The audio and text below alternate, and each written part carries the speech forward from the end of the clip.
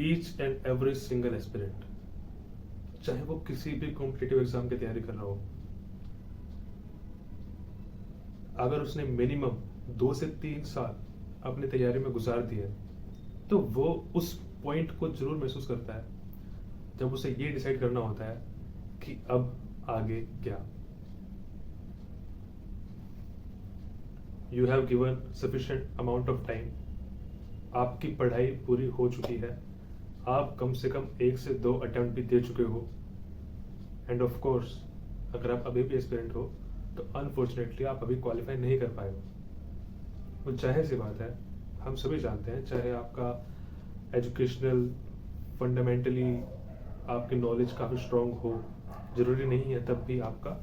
वो exam clear हो जाए, because luck also plays a very important factor. But keeping that aside, अभी हम जिस टॉपिक पे बात कर रहे हैं कि किसी भी परिस्थिति के बावजूद at the end what matters is कि आप उस एग्ज़ाम को क्वालिफाई नहीं कर पाए। Now you have to decide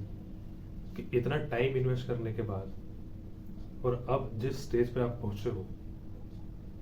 अपनी प्रिपरेशन को लेकर,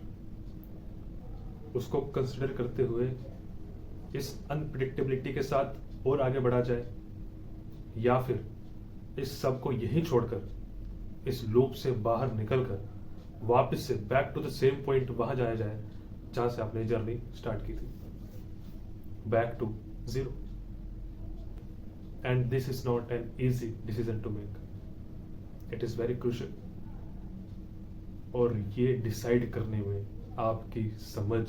आपका एक्सपीरियंस, लाइफ को लेके आपका एक्सपोजर, और सबसे जरूरी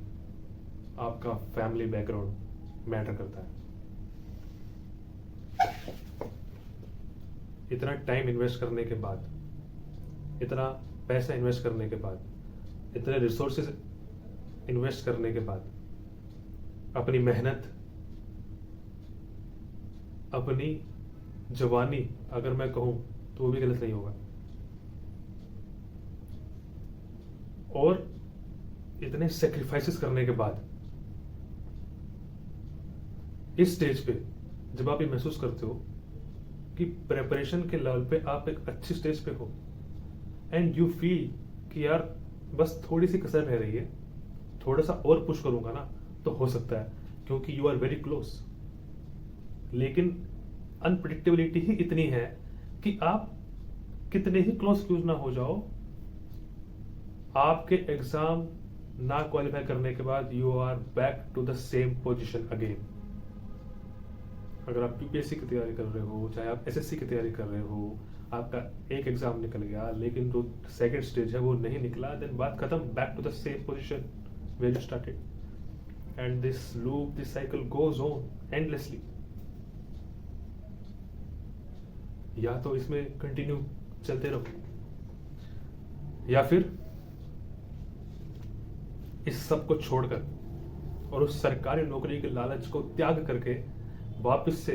उसी स्टेज पे चले जाओ जहां से आपने इस जर्नी को स्टार्ट किया था, यानी कि आपके ग्रेजुएशन करने के बाद की स्थिति, या फिर आपके 12th पास करने के बाद की सिचुएशन। भाई फायदा तो किसी में नहीं हुआ।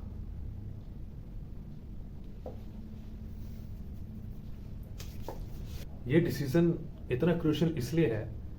कि अगर आपने ये जानते हुए भी कि शायद आपसे एग्जाम क्वालिफाई ना हो पाए, उसके बावजूद भी आपने अपनी सिचुएशन को अच्छे से इवेल्युएट नहीं किया, आपने नहीं कंसिडर किया कि आपका फैमिली बैकग्राउंड कैसा है, वो आपको कब तक सपोर्ट कर पाएगा, या आप अपने फैमिली को इस तरह से कब तक मैनेज कर पाओगे, तो फिर ये साइकिल आपको बहुत पीटेगी,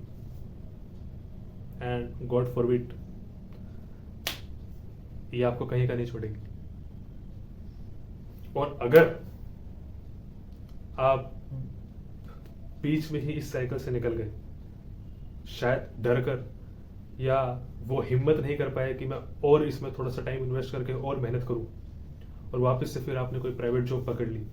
फिर कुछ सालों बाद बाई चांस आपके सर्कल में आपका कोई दोस्त, या फिर आपके कोई रिलेशन में, या फिर आपका कोई भी नोन उस एग्जाम को क्वालिफाई कर लेता है जो शायद आपसे कम पोटेंशियल रखता था, या बराबर भी क्यों ना रखता हो, लेकिन अगर उसने वो एग्ज़ाम क्वालिफाई किया, तो क्या आप उस गिल्ट को दरकिनार कर पाओगे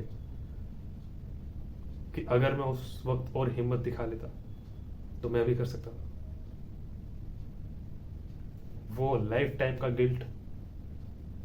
वो भी आपको चैन से जीने नहीं देगा। और इन सब के साथ आपकी वो हॉबीज, आपके इंटरेस्ट, आपके पैशन, जिसे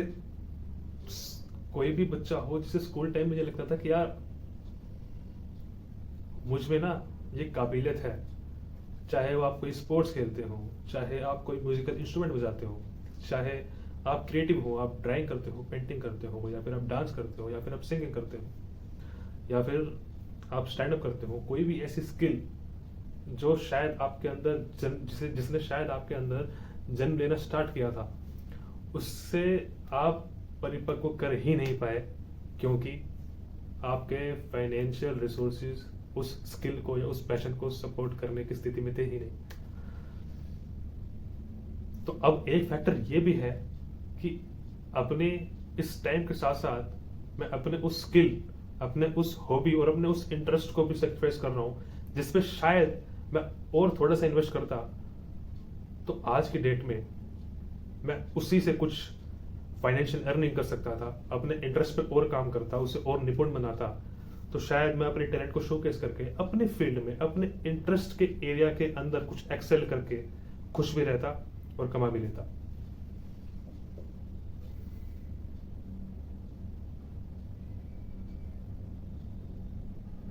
At the end, what you decide shapes your destiny. And only you get to decide